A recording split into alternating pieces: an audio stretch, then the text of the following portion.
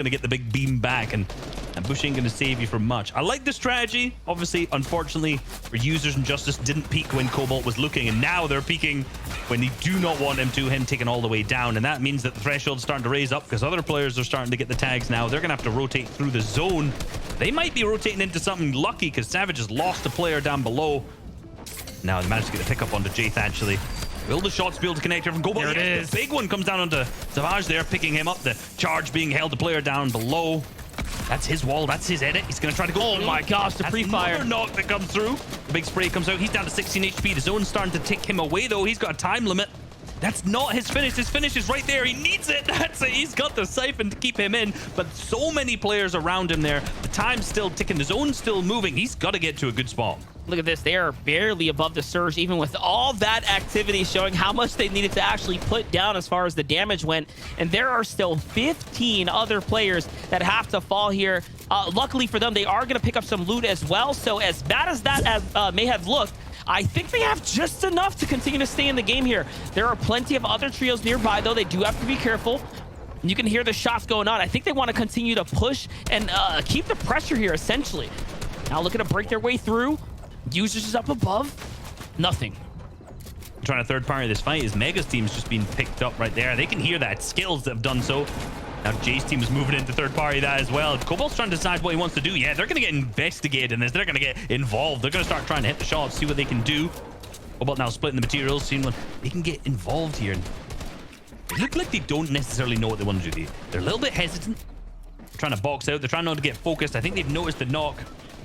And yeah, the zone's going to start to move now, so they're going to start to dip. Cobalt had no intention of jumping in that fight. They're plenty above the surge. Teammates trailing far behind. Now Mikey's team is the one that ended up victorious on this, but Jamper's team's rotating on the side there.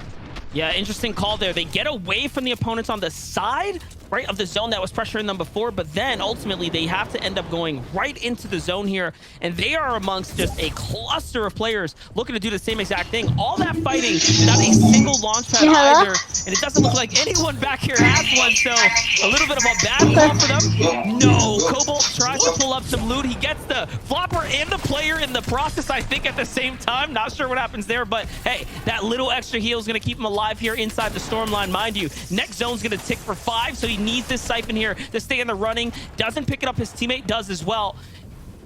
Can he continue to make it? Oh, they're so far behind here, Reese. This is rough right now. They were so ahead as well as far as points go, and look at this. Shut down early. Where will they fall? I think just outside of the placement points. Yeah, I don't think they're going to be able to get too much in this top 24. They managed to get some placement points, so they're okay, but they're not going to get up into the top 17. Those next placement comes down to Amidish has managed to pop the med kit, but he's by himself.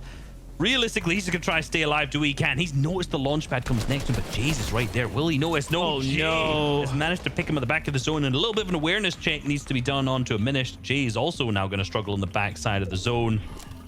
Really not looking good for a lot of the teams who are stuck in that congested side. Good for a lot of the teams who are stuck in that congested side. It was the north zone, which makes it rough.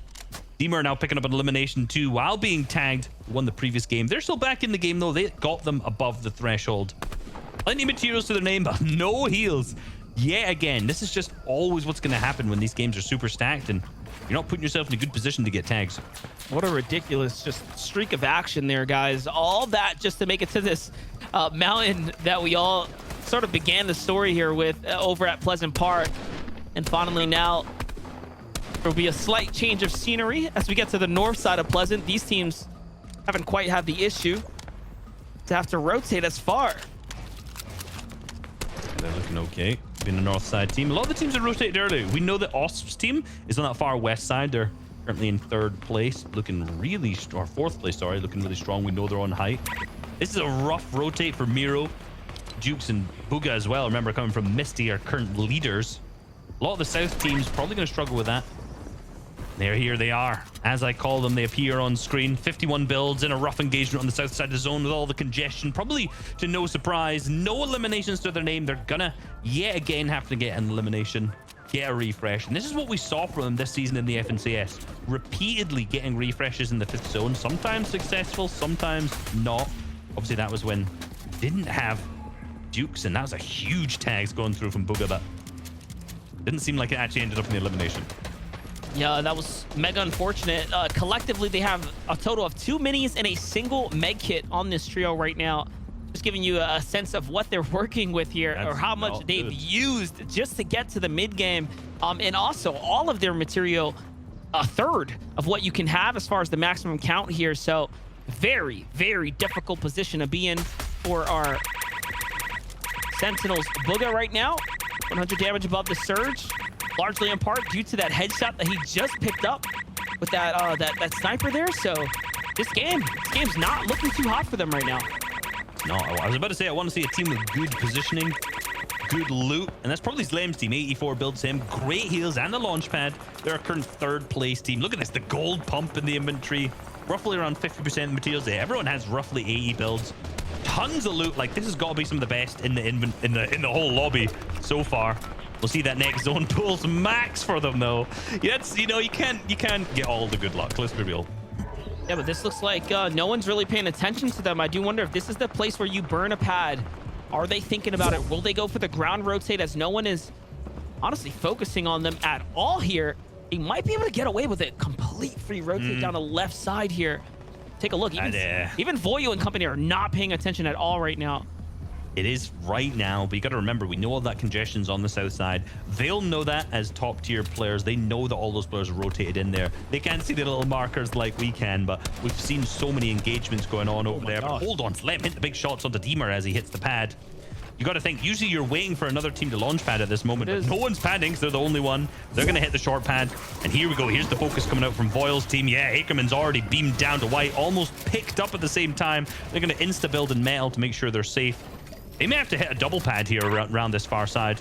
Slam, no, gonna opt to just take the wood. They're gonna potentially go through these old builds. Risky play, but chances are most of the people have already rotated. Yeah, they're gonna have to play your pumps out here. You cannot risk just having someone else in your face, but seems like it's going to work out for them so far. Don't want to cast a curse to them, obviously, though.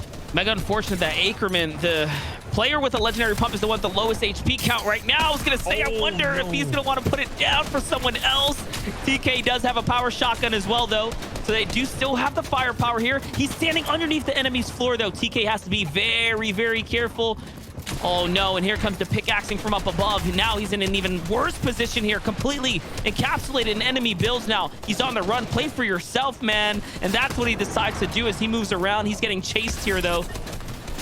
And it seems like it barely works out for him, but not much longer as the zone ticks him out. On the other side, Slem just holding on underneath an enemy floor. Too afraid to make noise right now. I'd be shaking my boots. He drops down. No, he's going to be picked up. I think that's probably the play you want to make. You've got nothing left to your name. And Bugha needed that. I think they managed to get that. And that is Bugha's team. You're right. Oh, my God. Did need that. Yeah, again, like I said, fifth zone, the time that they managed to go for eliminations, they didn't actually end up getting any of them now that I look in the feed. They got 0 elims from that. But it seems like they managed to get all of the refreshes. So I'm not sure how the other team managed to dip on out and not pick that up. But that set these guys up so well for the moving zones yet again. That was the Osman visuals just sitting up top. They did all that work and the loot just came falling down to Bugha, Mira, and Dukes. You know, we talked about that little bit of luck factor sometimes being the difference maker for you, and the key awareness there to look up, not be afraid to get involved into that fight is going to be the difference as Stretch gets taken out by user skittles and Justice here. Big elimination. That's it for them. They're going to hit the pad, go for the double dip, drain a little bit of that white HP to stay up in the sky a little bit longer. But no, they've lost the high ground. They're going to have to go down to the second height. Users has no safe place to land. He's so close to so many other teams. He's going to start to elevate himself here. Hopefully his teammates can get in the back. And it's Osp taking height yet again. 2 games in a row as on the mid ground. Miro picks up an elimination onto Kanada. They get the first of the game. They're still 114 below. This is critical for them that they manage to get up above to see if the reigning FNCS champions and ex-FNCS champions, the Duke, can keep up their first place lead in the Grand Royale. Now, Miro got the knock on to Kanata, but AV got the finish. So what that tells me is Miro just deleted Kanata out the sky off a launch pad, which is so unfortunate. And now the Surge, though. The Surge is mega active here. 4 players have to go down or they have to fight back. Miro does have a team in his sights here, but remember, all that sweet loot they picked up, it's going to be enough for them to want to wait this out. They lose Bugha in the process here. Duke is mega hurt as well, and it doesn't look like anyone's fallen just yet. 2 more players still have to go down, which is them. They're the sole 2 under pressure here. They connect, though. They managed to go through. The Surge still 28 below. It's still pressuring, still 2 ticks away. Not a single player starting to go down here.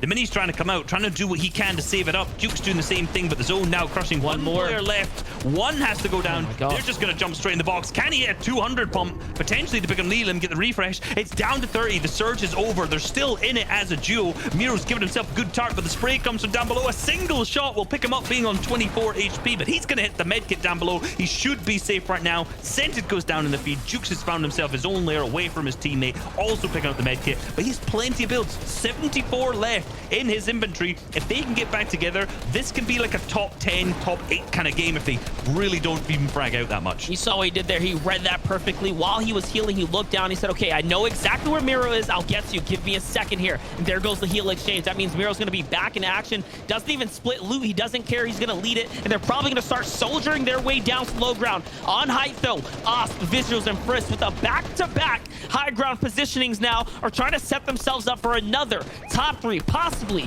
Victory Royale finish right now. They can do it. They have the material and the additional heals for the win condition here. But what can Dukes and company do as they are setting themselves up to break into triple digits? Going to be one of the first trios to do it here. Dukes find some loot. This is awesome for him now. Another player on the layer here, and no pressure coming in from all different angles. This is a tough spot to be in, and Miro looks like he's getting active on the low ground here.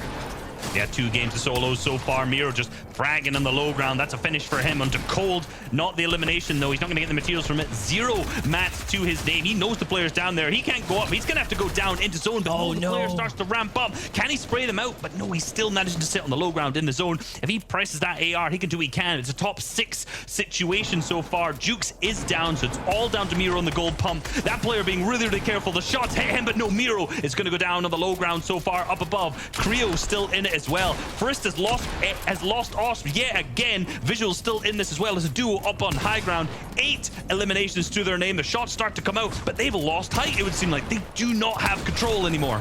It's not a race, though. It's a marathon to the finish, and Frisk is trying to hold it down right now. He's at 9 eliminations. Can he find his 10th for the Victory Royale now? Is the real question. He goes for it into the box, and now 20 HP. Misses the most vital pump shot, though, at the end, and that could be the difference here. The Siphon's going to keep Vert up. Vert wants to go for the breakdown here. It's coming down, but no fall damage, and just like that, he gets ticked out of the zone, and Visuals will survive. That is a game that they managed to capitalize. They failed to in game number 2.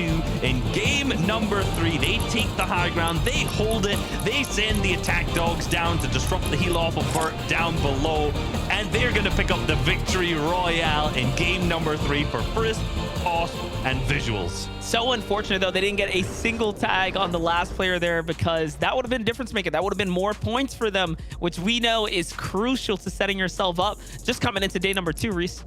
Absolutely, and I'm impressed, obviously, again, by Duke, Miro, and Bugha managing to stay through a messy end game, but managing to put that individual skill to what, obviously, in action. Let's be real. Miro picking up eliminations, staying alive in the low ground, just doing what they can. We're not going to have to worry about any of that other stuff anymore, though, because we have leaderboards and highlights to get. So we're going to toss it on over to Zeke, Vivid, and Adam to give us the update. Guys, thank you so much. Fantastic game number 3 down in the books. NA East. Okay, NA East, I see you.